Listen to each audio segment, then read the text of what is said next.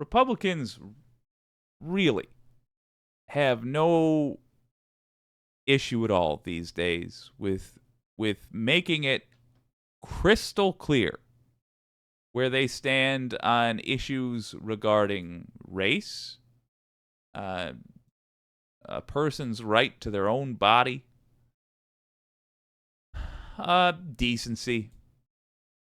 They are against all of these things. The Supreme Court, as well, has kind of gone mask off, haven't they? Making it clear that they serve political ends. We had a sad ruling today. We're going to let Ari Melber talk about it, or give you the breakdown, and then we'll do some commentary on the development. But it comes down to affirmative action being tossed out, making it even harder for minorities to get a leg up in the world. But the good news, I'll tell you, so you're not too sad throughout the entirety of this, is that this is yet another case of America getting to see what these people are really all about. And the more clear-eyed the United States is about these cats, the better able we are to have a serious conversation about how we want to go forward. If we use this as motivation in 2024, we can make this the last full year we have to deal with the existence of the Republican Party. Here's why we ought to get rid of them. Today, the United States Supreme Court ruled emphatically against affirmative action. This ruling effectively bans the diversity programs as they are currently operated, meaning what we know as affirmative action is now over, ending, dead in public universities and other private colleges around the country. This ruling ends that program. It ends it at basically all public institutions, and we'll get into how the force of this ruling will affect people's lives, but guarantee it will affect you or people you know or students that you know in your life.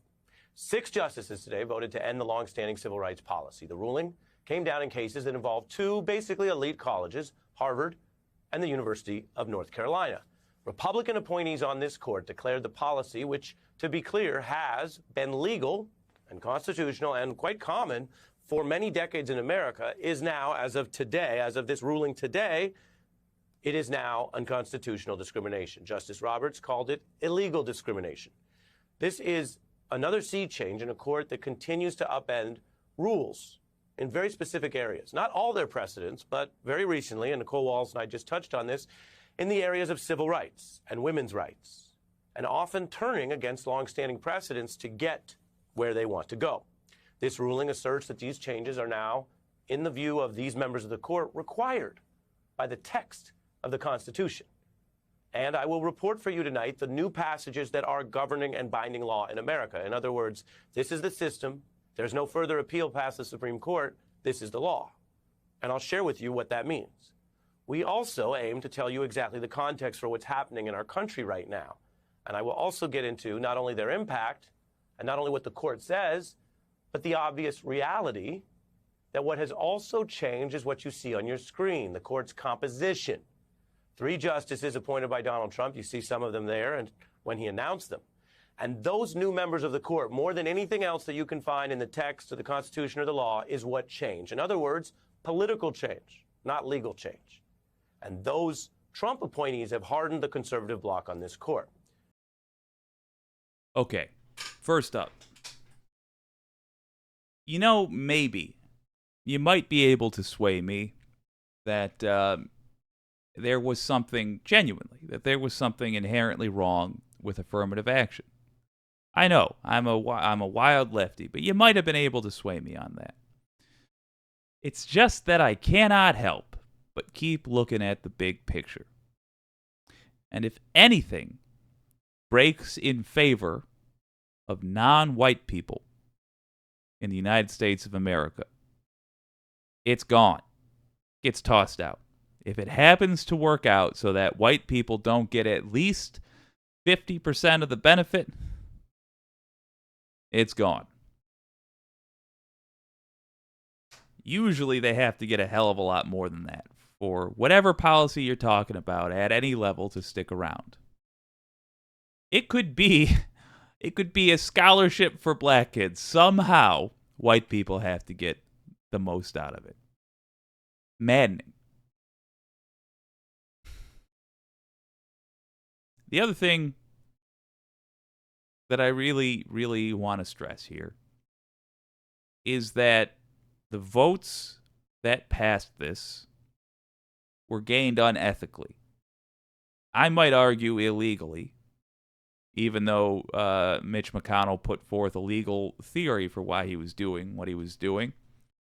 But undeniably, they were gained unethically. Merrick Garland, weak as he is, should have either Amy Coney Barrett's seat or Brett Kavanaugh's seat.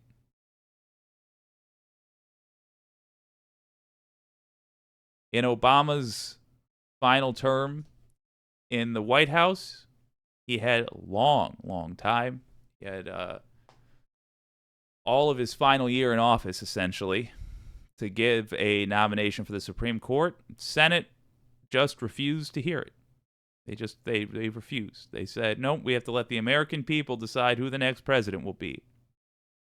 Because as we all know, the term limits for U.S. president are 7 years, not 8. Then, the maximum term limit, 7 years, not 8. I'm being facetious. Then, in the latter part of what turned out to be Trump's sole term in office, because the American people decided they didn't want him. Even though the American people had voted Obama into office in 2008 and then voted him back in 2012. In Trump's final year in office, Mitch McConnell said, oh, we'll listen. We'll listen to what he wants to put in. That's when Lindsey Graham said, I might have fibbed then, but I'm not fibbing now. We got to get rid of the GOP, folks. They've just got to go. They're not honest actors. But okay, let's look at the destruction they have wrought. Bear in mind, we're going to have an opportunity to fix this. We won't fix it in time for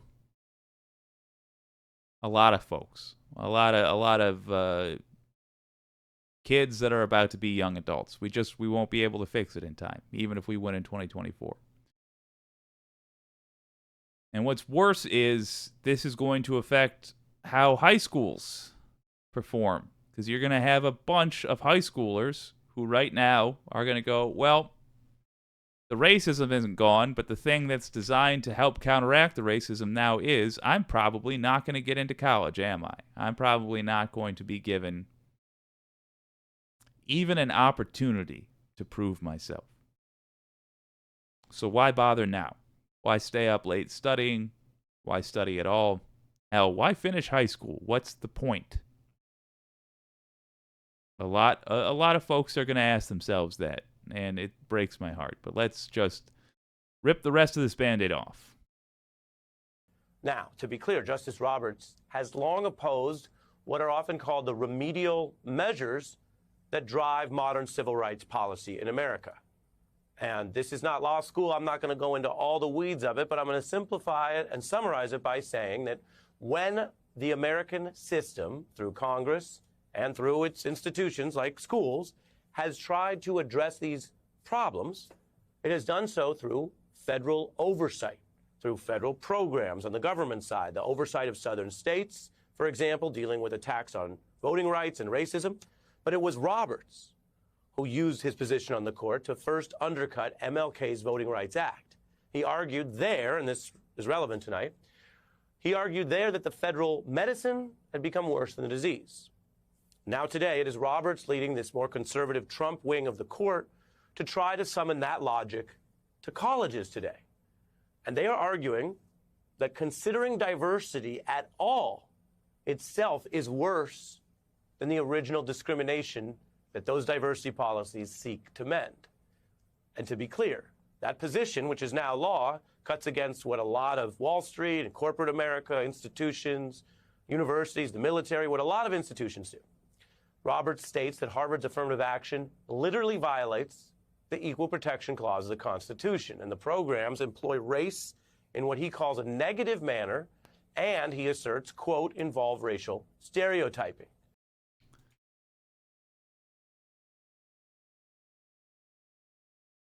So, just a heads up, there is a chunk of people in this country that need to be dragged by the collar into the modern era. Don't forget that. They have always existed. There is a poisonous culture, which for some reason we have allowed to go on existing, that tells people that they should look for any old excuse to make minorities' lives harder.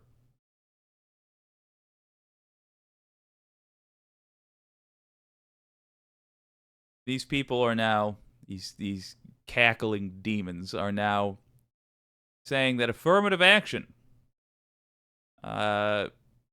which is designed to counteract, frankly, the racist tendencies that we consistently display in this country, that is measurable, that in fact has been measured, designed to counteract that, we got to get rid of it. And why? What is their justification? Well, it's awful racist, isn't it? The audacity. It's shocking. It really is.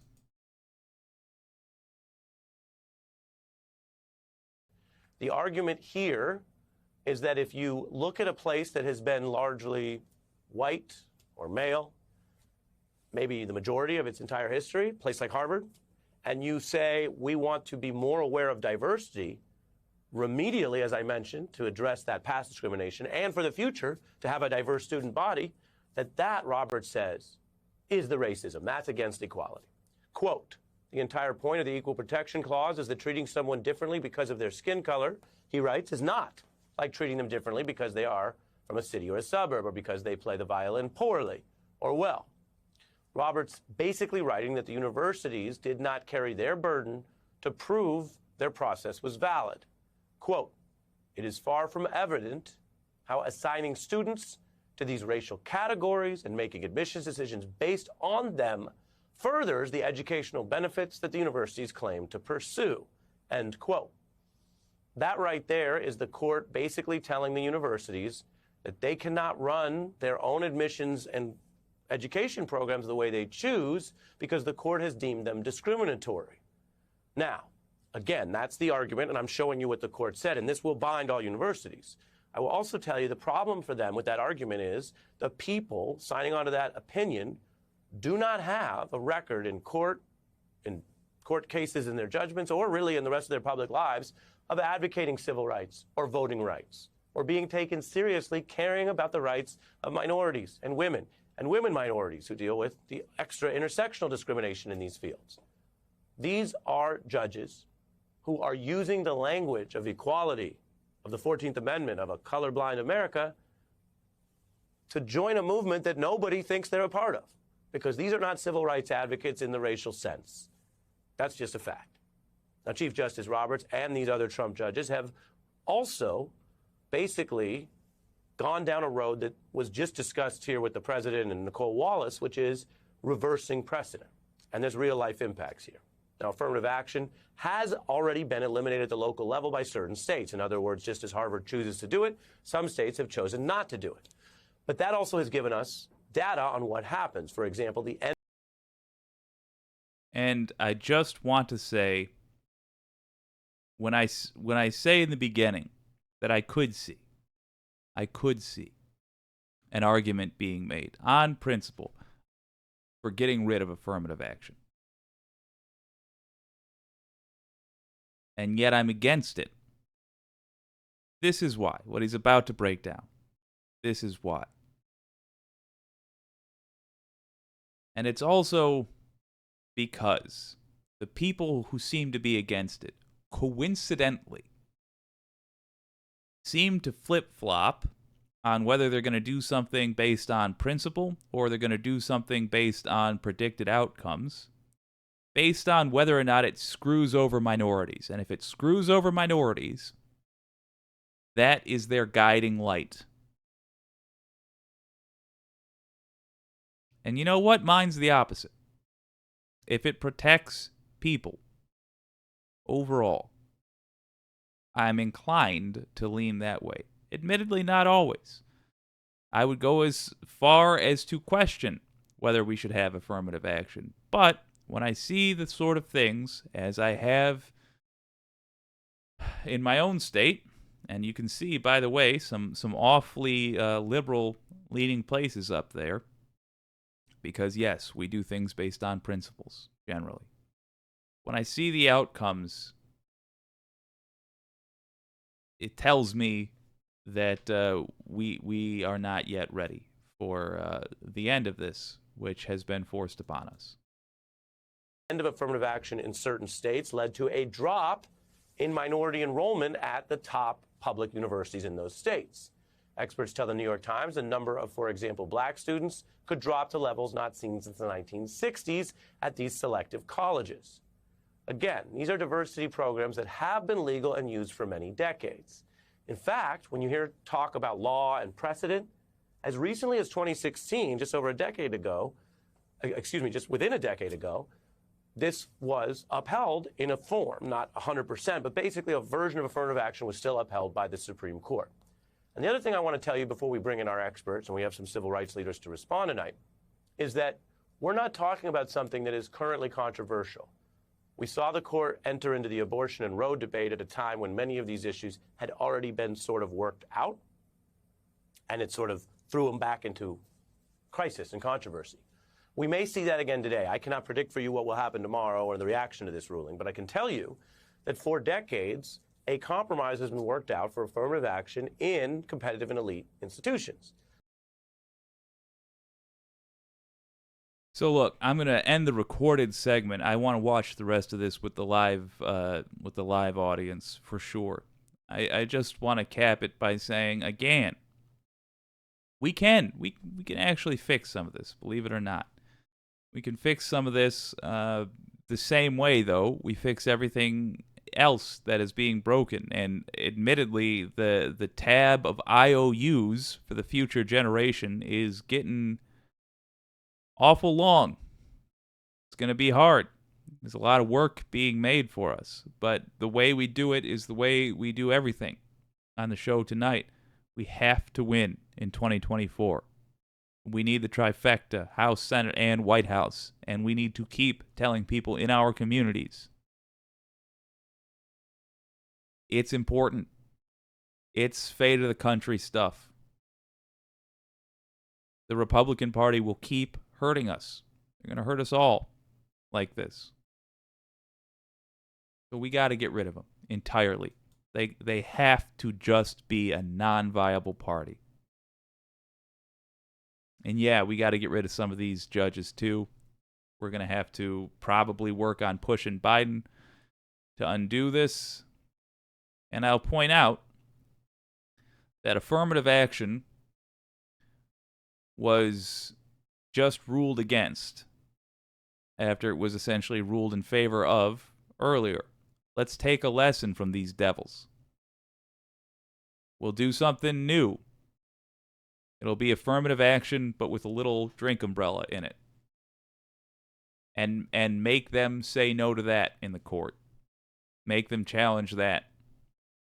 And if they deny that, we'll do affirmative action with a little umbrella in it and a slice of lemon on the edge. Use the tactics they invented. MAGA. Use those tactics. We don't need to put up with the way things have been run when we can acknowledge that they have been run badly. And we have an obligation, as a matter of fact, to not put up with it.